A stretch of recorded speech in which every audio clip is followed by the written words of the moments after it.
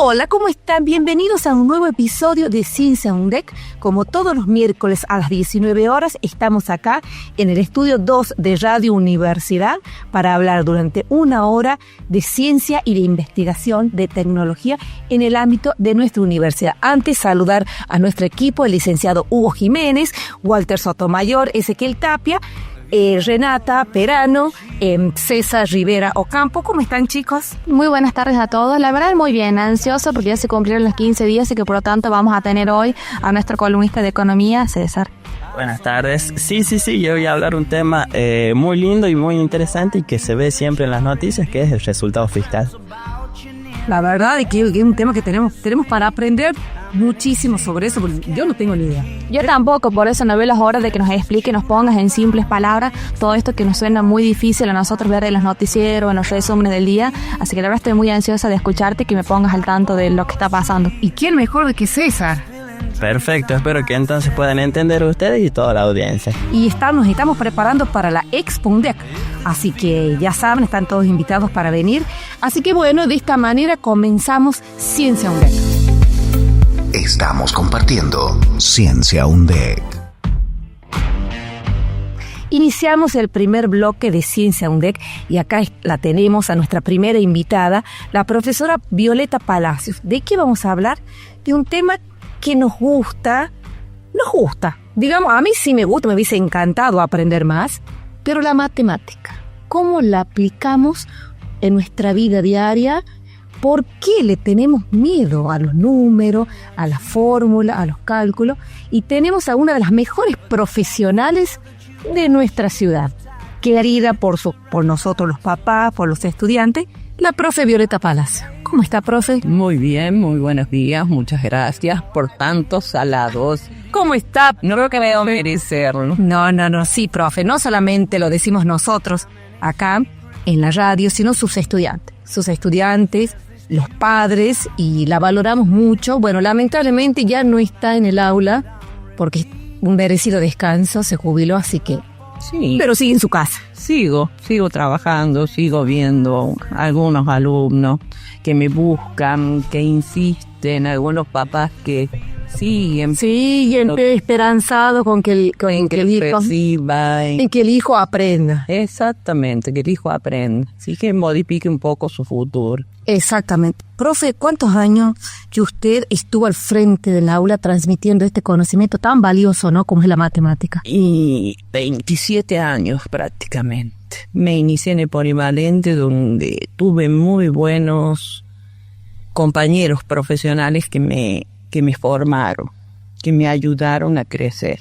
Profe, ¿y siempre fue así, desde hace el tiempo que usted menciona hasta la actualidad, que los chicos tienen un cierto miedo a la matemática, o antes era diferente? No, siempre matemáticas fue algo muy álgido para tantos niños, como para otros fue muy fácil, pero quizás es el miedo o por ahí comentarios que ellos perciben en ciertas etapas de su vida, donde esa materia es muy fea, esa materia es muy difícil, y todo lo contrario, porque matemática es la puerta de entrada a las otras ciencias, es la que le abre el pensamiento lógico al alumno, la que lo ayuda a razonar, la que está presente en todos los ambientes, empezando desde las economías domésticas, las transacciones que pueden hacer las familias, las compras, de, por ejemplo, 1 kilo de pan, 350 gramos de pan, 1/4 de pan, las temperaturas, designar con un número negativo y un número positivo cuando las temperaturas son sobre 0 o bajo 0. Todo eso el niño lo vivencia, lo ve, lo observa en la trayectoria de su vida. Pero por ahí un comentario: no, esa materia es horrible, no la entiendo, es muy difícil, yo nunca la entendí en la secundaria. Y el niño ya viene con un cierto temor a lo que va a aprender. ¿Y usted considera, de acuerdo a su trayectoria, que el niño, el joven, el adulto le tiene miedo a la matemática o no entiende cómo se imparte ese conocimiento? Puede ser que en un principio, yo lo observo desde mi trayectoria, cuando nosotros íbamos a la secundaria o a la primaria, no tuvimos la cantidad de contenidos o conocimientos que se imparten en la actualidad. Entonces, cuando uno salió del secundario, tuvo un nuevo mundo, un mundo que se le complejizaba porque no vio límites, derivadas, y ahora es como que vamos o se fueron acomodando los programas en las instituciones y se anexaron contenidos básicos que le sirvan de soporte para que el niño permanezca y se reciba en la universidad. ¿La matemática tiene que ser transmitida por un docente o por un profesional que tuvo en su plan, en su carrera, matemática? Y yo pienso que la mayoría de los profesionales, sobre todo ahora, son profesionales recibidos en matemática, en el área de matemática. Antes, en el departamento, nos recibíamos de profesores y licenciados en economía, pero depende de cada persona, de cada docente. Yo creo que depende del amor que uno o con el que uno enfoque la materia. Yo, al ser profesor y licenciado en economía, la economía es como que si no le pongo números, no me llama la atención porque es muy teórica. En cambio, matemática para mí es todo. Yo puedo ponerle a todo número, puedo razonar de otra manera, y es lo que le tenemos que inculcar al chico. ¿Para qué me sirve? ¿Dónde lo voy a aplicar? Necesito llegar a la universidad, necesito permanecer, necesito recibirme, irle mostrando al niño en las diferentes etapas. Profe, ¿cuál es la estrategia que usted aplica para aquellos estudiantes que tienen alguna complicación, que no logran entender no solo la teoría, sino también ir directamente al ejercicio? Y al niño hay que enseñarle el proceso del ejercicio, enseñarle o decirle para qué me sirve, dónde lo aplico o dónde lo estoy aplicando y no lo veo. Hay niños que son muy buenos, aunque no apliquen procesos o la resolución de un ejercicio en forma teórica, pero ellos en la práctica son excelentes. Profe, ¿qué se evalúa? ¿El procedimiento, el proceso o el resultado final? Se tiene que evaluar todo. Muchas veces el proceso, y en el proceso también tenemos que ser muy objetivos. Hay diferentes procesos, diferentes técnicas, y como digo yo, todos los caminos me conducen a Roma. Y no centrarme como docente que solamente lo que yo digo es lo válido. Porque lo estamos coartando al niño en su progreso. ¿Cómo acompañamos los padres en este proceso de aprendizaje con los estudiantes? Y los padres no, los acompañan desde siempre.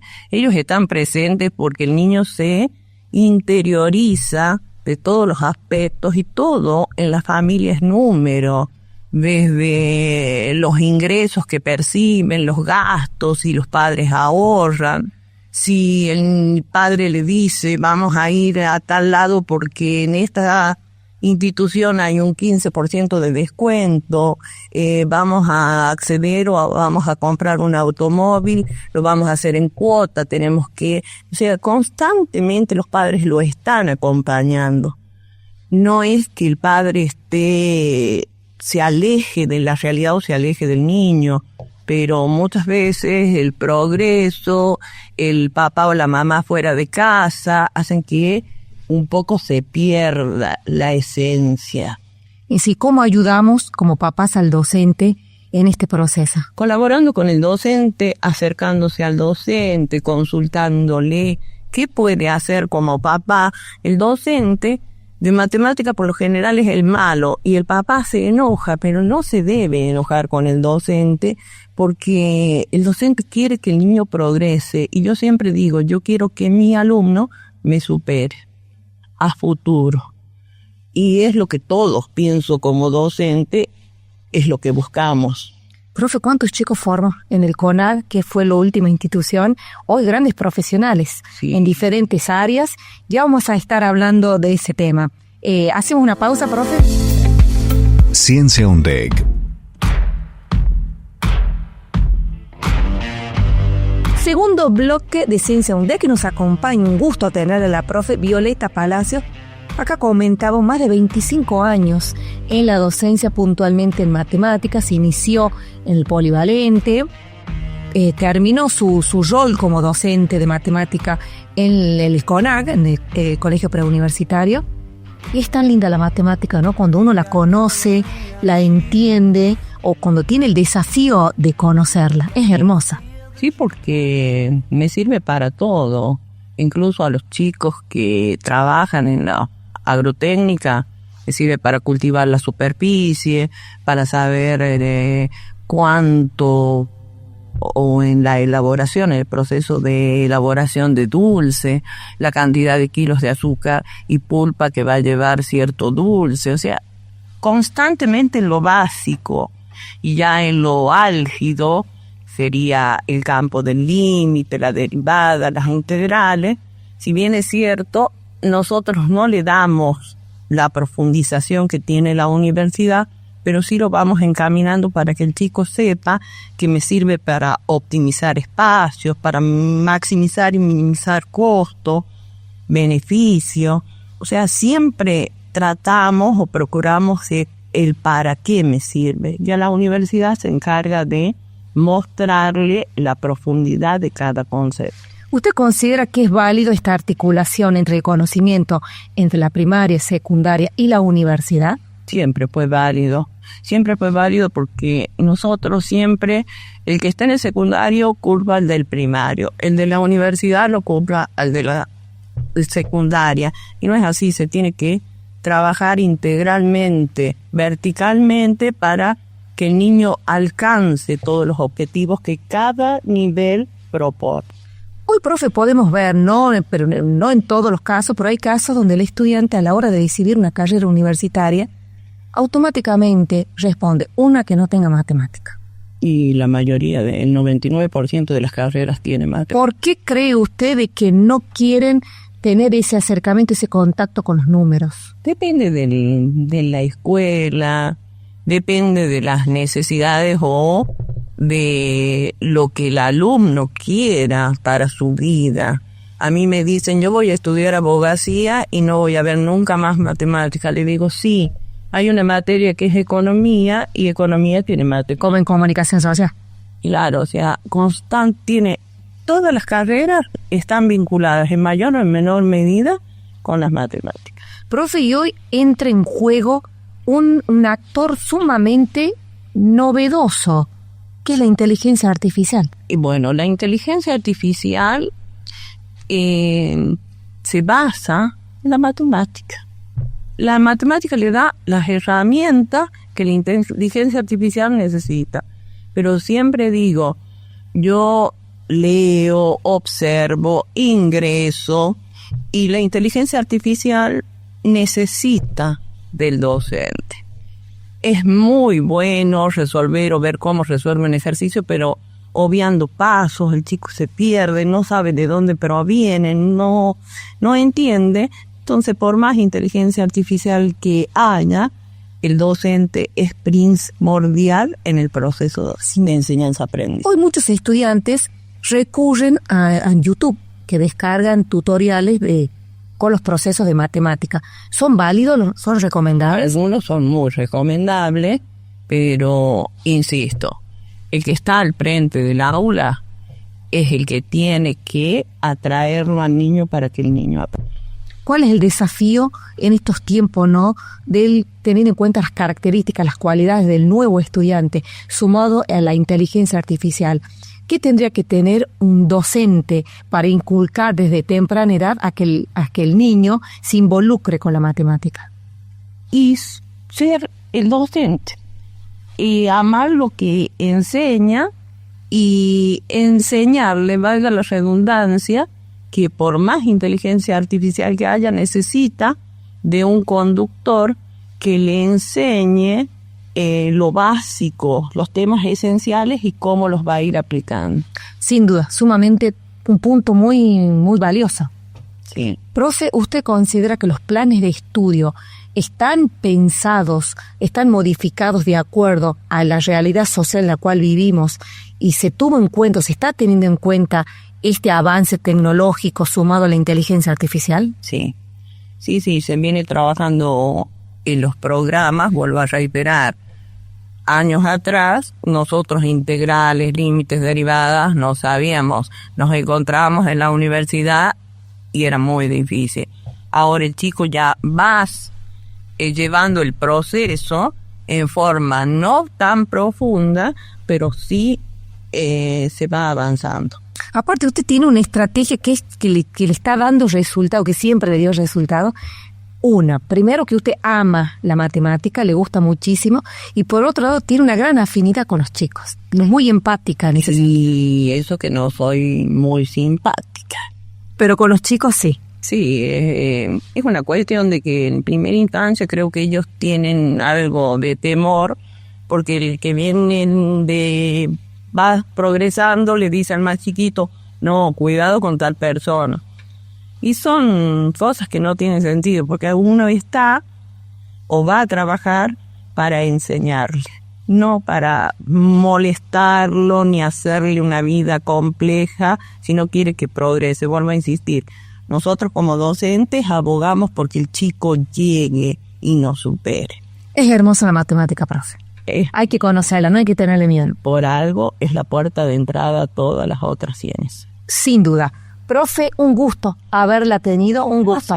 Muy amable. La verdad es que ahora como mamá, me pongo sin duda, ha realizado un gran trabajo, un gran aporte con generaciones de estudiantes, y hoy por hoy muchos de ellos siguen estudiando, se siguen formando, y otros ya están en otros espacios como profesionales y siempre recuerdan a la profe Violeta. La hicieron renegar a la profe Violeta, pero hoy están desde otro lugar y la valoran a la profe Violeta. No, renegar no, son muy graciosos, son muy espontáneos. Sin duda, profe. Muchas gracias, profe. Gracias, muy amable.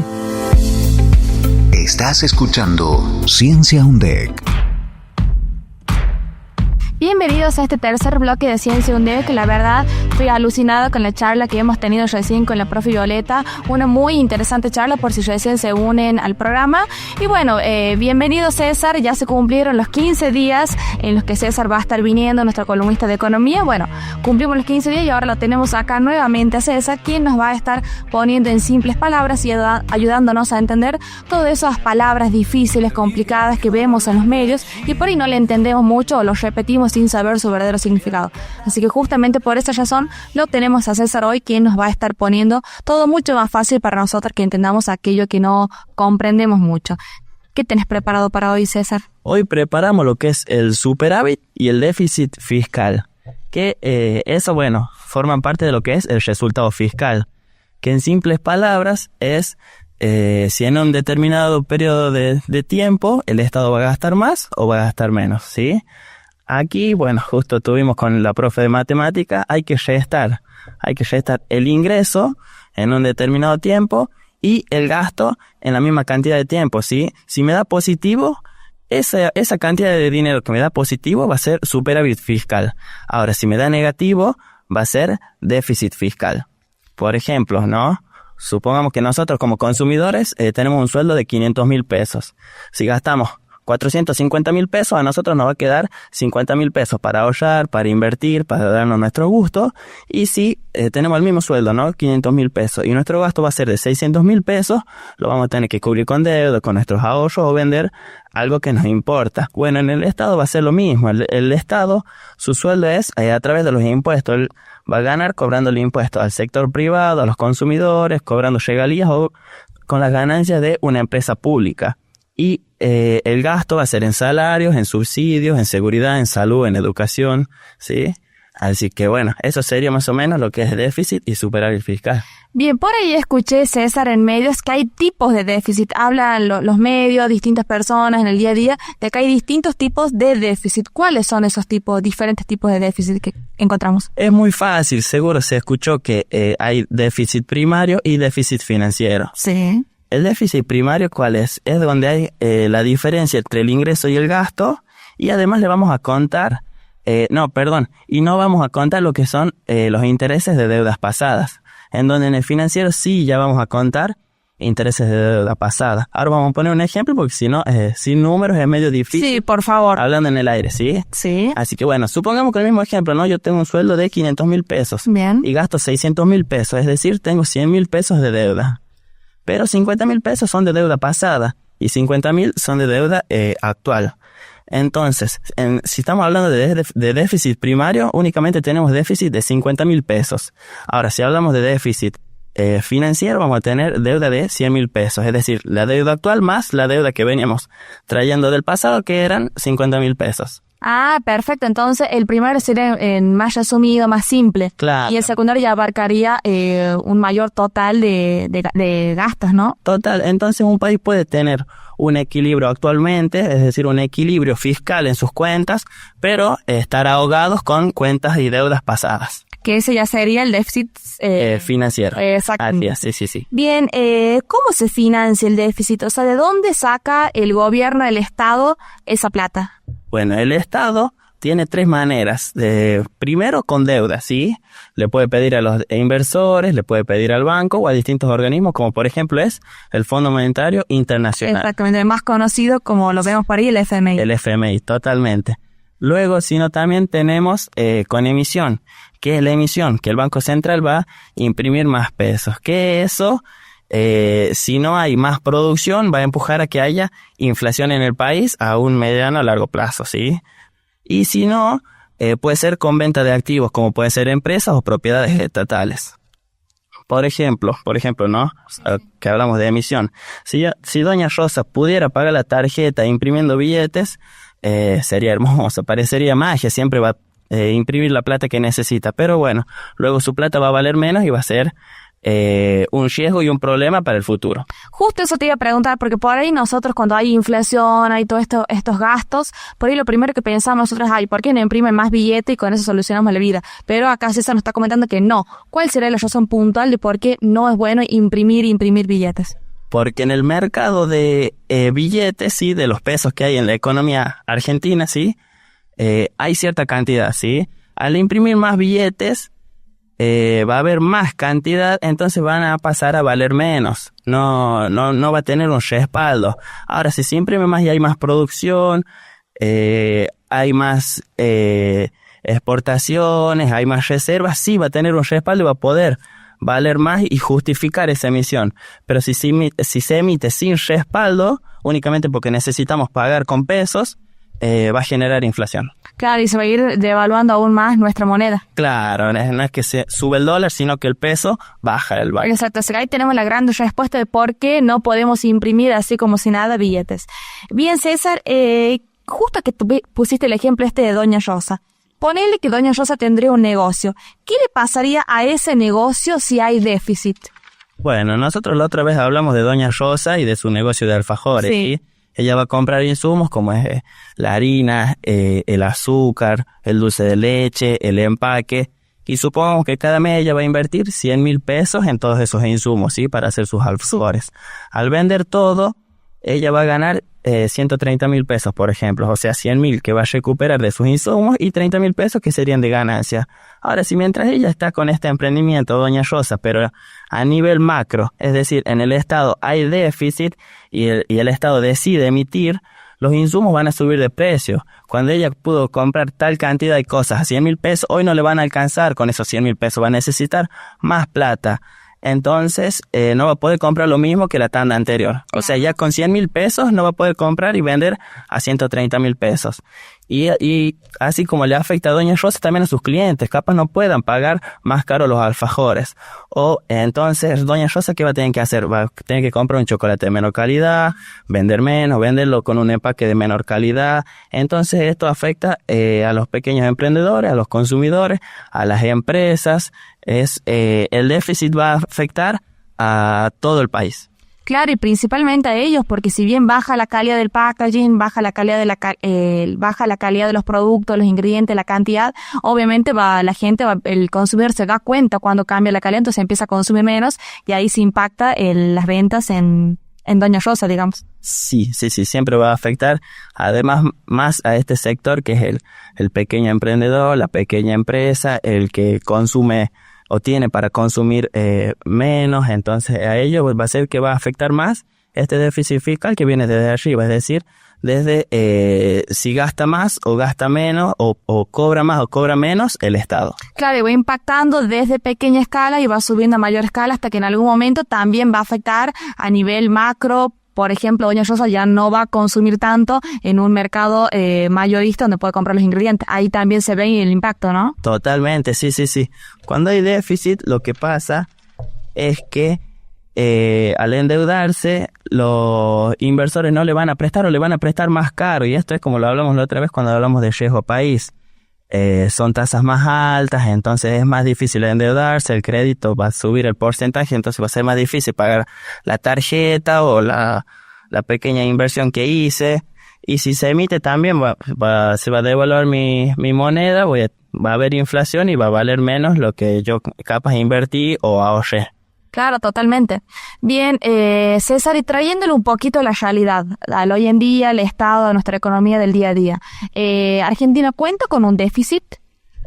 Estamos actualmente intentando lograr ese equilibrio, porque en la actualidad el Estado lo que busca es disminuir el gasto público.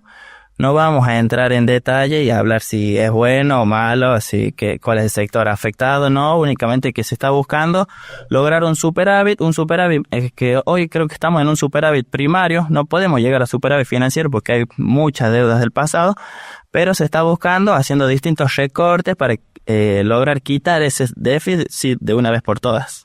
Bien, perfecto. Y por ahí nosotros en los medios, viste, cuando hablan de esto del superávit, ¿cómo lo comentan? ¿Cómo lo cuentan esto del superávit? ¿Tiene algún porcentaje? ¿Tiene alguna estadística? ¿Cómo se muestran los resultados de esto? Son resultados que se miden anualmente, trimestralmente, semestralmente o cada 6 meses. Pero es muy difícil porque capaz los ingresos son el día a día al cobrar impuestos y los gastos capaz son cada 3 meses, cada 1 año, dependiendo qué tipo de deuda es la que está teniendo actualmente el Estado. Por ejemplo, te estaba por mencionar que los superávit más destacados de los últimos tiempos fue entre 2003 y 2007, 2008, que hubo un boom de exportaciones, también hubo un timing, es decir, al mismo tiempo también habían altos precios internacionales, porque lo que produce y exporta Argentina, no le pone a Argentina el precio. Claro. El precio es internacional, sí, es un mercado mundial. Entonces justo da la casualidad que cuando hubo mucha producción, hubieron precios más altos y así se pudo recaudar más. Y bueno, le sirvió un montón al país y pudimos lograr un superávit. Totalmente, bien, la verdad, César, nos ayudaste un montón para entender estos conceptos, porque vuelvo a repetir, los vemos muchísimo, o en las redes sociales, viste que te suelen subir flyers con porcentajes, estadísticas, y se habla mucho de lo que es superávit, déficit, que los analistas suelen subir videos, y por ahí no entendemos mucho. Así que la verdad nos ayudaste muchísimo, César, y bueno, ¿tenés algún tema pensado del cual hablarás en los 15 días o todavía no? No, todavía no tenemos nada preparado, por eso como la vez pasada vamos a decir que si quieren un tema lo pueden comentar. ¿En dónde? ¿En qué redes sociales? Bien, nos pueden preguntar en nuestras redes sociales donde figuramos como Ciencia UNDEC, y también si se perdieron el programa pueden verlo a través de UNDEC TV. Y si no hacen la consulta a nuestro Instagram, pueden consultarle a César en sus redes. Claro, yo me encuentro como Café con Inflación, tanto en TikTok como ahora es nueva la página de Instagram. Bien, y bueno, en 15 días nuevamente lo tendremos a César, pero bueno, si en algún momento quieren analizar algún caso en particular, no tiene una pregunta, pero un caso en particular, ya sea de Argentina, o podemos poner como desafío en algún momento analizar el de otro país. Totalmente. El déficit, pueden preguntarnos a nosotros y si no a César en el lapso de estos 15 días. Nos encontramos la próxima, bueno, vamos a hacer una pausa, acá un bloque, y en el próximo bloque haremos el cierre. Estás escuchando Ciencia UNDEC. Bien, de esta manera vamos con el último bloque y lamentablemente se termina el programa. Nos volvemos a encontrar el próximo miércoles a las 19 horas. No olviden que pueden hablarnos, consultarnos lo que ustedes quieran en nuestras redes sociales, donde también van a ver un pequeño spoiler de quién va a ser el siguiente invitado en el programa. Y bueno, no olviden también que si no pudieron conectarse, se perdieron el programa, pueden escuchar las repeticiones los sábados y domingos de 11 a 12 horas. Y por ahí también van a estar viendo un poco de contenido tanto en nuestras redes como en las redes de César. Así es, en mi TikTok, que es Café con Inflación, en Instagram, que es Café con Inflación, y también van a poder guiarse del Instagram también de lo que es el programa de Ciencia on Deck, y seguirnos siguiendo en la repetición del sábado y domingo, que se da a las 11 horas por la 104.1. Exactamente, nos encontramos el próximo miércoles con mucha Ciencia on Deck. Llegamos al final de Ciencia on Deck. Ciencia on Deck.